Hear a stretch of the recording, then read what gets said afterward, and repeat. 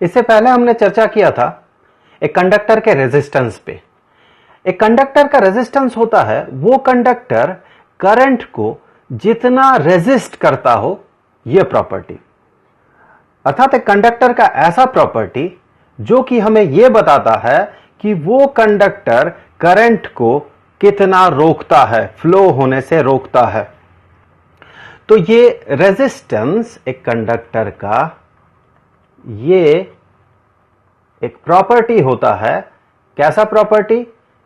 कि रोकने का प्रॉपर्टी, टू रेजिस्ट करंट।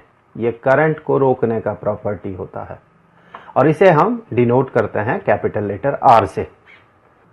तो अगर आपसे पूछा जाए कि रेजिस्टेंस जो एक प्रॉपर्टी है, इसका ऑपोजिट प्रॉपर्टी कंडक्टर का क्या होता है, अर्थात कंडक्टर का वैसा प्रॉपर्टी जो हमें यह बताता है कि वो कंडक्टर कितना ज्यादा करंट को फ्लो होने देता है, कितना ज्यादा करंट को अलाउ करता है, या फिर वो रेजिस्टर या वो कंडक्टर करंट को कितना ज्यादा कंडक्ट होने देता है। तो इस प्रॉपर्टी को हम क्या कहते हैं? क्योंकि वो कंडक्ट करने का प्रॉपर्टी है कंडक्टर का, तो हम उसे कहते हैं कंडक्टेंस। कंडक्टेंस, और इसे हम डिनोट करते हैं कैपिटल लेटर जी से।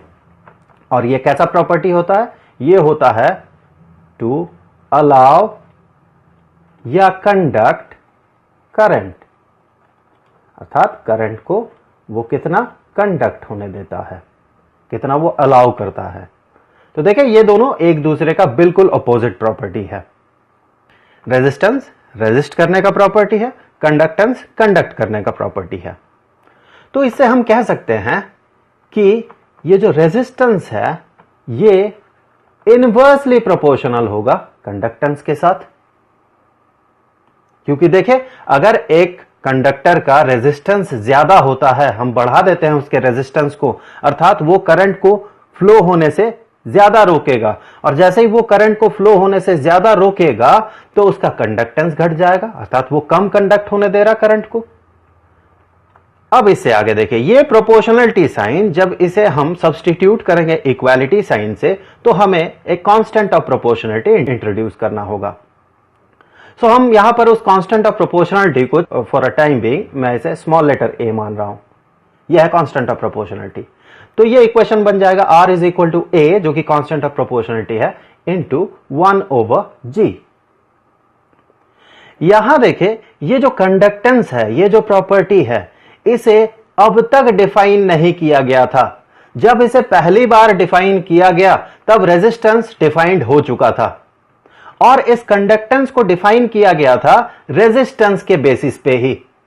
तो पहली बार जब इसे डिफाइन किया गया कंडक्टेंस को, तो डिफाइन करते समय हमारे पास यह लिबर्टी था कि हम इसे किसी भी तरह से डिफाइन कर सकते थे। तो हमने इसे कुछ इस तरह से डिफाइन कर दिया कि इस कांस्टेंट ऑफ प्रोपोर्शनलिटी का वैल्यू ये बन गया 1। और जैसे ये 1 बन गया तो इक्वेशन हमें मिला कि ये R अर्थात रेजिस्टेंस ये बराबर हो जाएगा 1/g के, अर्थात रेजिस्टेंस और कंडक्टेंस एक दूसरे का रेसिप्रोकल हो गया। यहां पर देख ले, ये जो रेजिस्टेंस है इसे हम कहते हैं it is equal to V divided by I। तो इसी तरह से अगर ये कंडक्टेंस रेजिस्टेंस का रेसिप्रोकल हुआ तो हम कहेंगे ये कंडक्टेंस G ये बराबर होगा I डिवाइडेड बाय V के। यहां पर देखें कि R is equal to V divided by I, ये बता रहा है कि रेजिस्टेंस ये होता है यूनिट करंट फ्लो करने के लिए हमें जितना पोटेंशियल डिफरेंस प्रोवाइड करना होगा। अर्थात हमारे पास दो कंडक्टर है, दोनों में हम बराबर करंट फ्लो करना चाहते हैं, दोनों में हम यूनिट करंट फ्लो करवाना चाहते हैं। तो जिस कंडक्टर में जितना पोटेंशियल डिफरेंस प्रोवाइड करना होगा वही होगा उसका रेजिस्टेंस, या उनके न्यूमेरिक वैल्यू सेम होंगे। सो जब I यूनिट हो जाएगा तो V का वैल्यू या फिर V का न्यूमेरिक वैल्यू और R का न्यूमेरिक वैल्यू अर्थात पोटेंशियल डिफरेंस और रेजिस्टेंस का न्यूमेरिक वैल्यू सेम होंगे। तो हम कह सकते हैं कि यूनिट करंट फ्लो करवाने के लिए जितना पोटेंशियल डिफरेंस हम प्रोवाइड करेंगे एक कंडक्टर को, वही होता है उस कंडक्टर का रेजिस्टेंस। तो देखिए, हम ज्यादा पोटेंशियल डिफरेंस प्रोवाइड कर रहे हैं अगर, इसका मतलब कि उस कंडक्टर में हम ज्यादा फोर्स अप्लाई कर रहे हैं, उसके अंदर जो भी इलेक्ट्रॉन्स है उनमें, अर्थात वो जो कंडक्टर है वो इलेक्ट्रॉन को फ्लो होने से रोक रहा है, वो ज्यादा रोक रहा है, रेजिस्ट कर रहा है ज्यादा, इसीलिए हमें ज्यादा पोटेंशियल डिफरेंस प्रोवाइड करना पड़ रहा। अब देखिए, ये जो कंडक्टेंस है, ये कंडक्टेंस ये होता I डिवाइडेड बाई V। तो इसे हम कह सकते हैं कि अगर हम V को यूनिट बना दे, अर्थात यूनिट पोटेंशियल डिफरेंस प्रोवाइड करें, तो जितना करंट उसमें फ्लो करेगा उस कंडक्टर से, वही होगा उस कंडक्टर का कंडक्टेंस। अर्थात जिस कंडक्टर में जितना ज्यादा करंट फ्लो करेगा, हम कहेंगे उसका कंडक्टेंस उतना ज्यादा। हमने दो कंडक्टर कंसीडर किया, दोनों में यूनिट पोटेंशियल डिफरेंस हमने प्रोवाइड किया।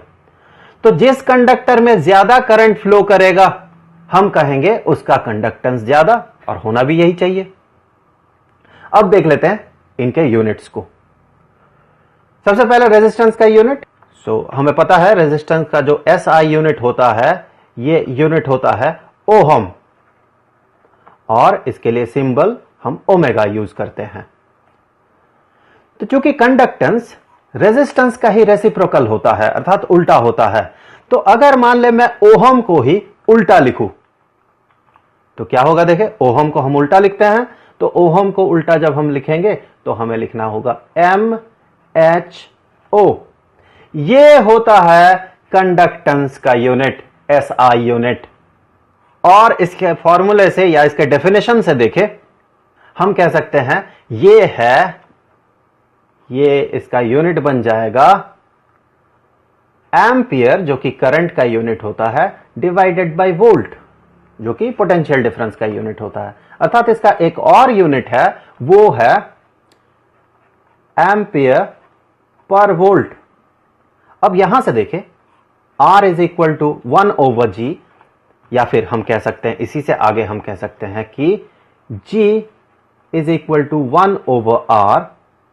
तो इससे हमें मिलेगा कि इस कंडक्टेंस का जो यूनिट होगा वो होगा, यहां से हम कह सकते हैं वो होगा 1 डिवाइडेड बाय ओहम, अर्थात ये हो जाएगा पर ओहम। इसे हम ऐसे भी लिख सकते हैं। सिंबल में हम इसे ऐसे भी लिख सकते हैं, और इसका एक और नाम है, वो है सीमेंस। तो ये सारे हो गए कंडक्टेंस का यूनिट। जैसे कि एक कंडक्टर का एक प्रॉपर्टी होता है रेजिस्टेंस, उसी तरह का मटेरियल का प्रॉपर्टी होता है रेजिस्टिविटी।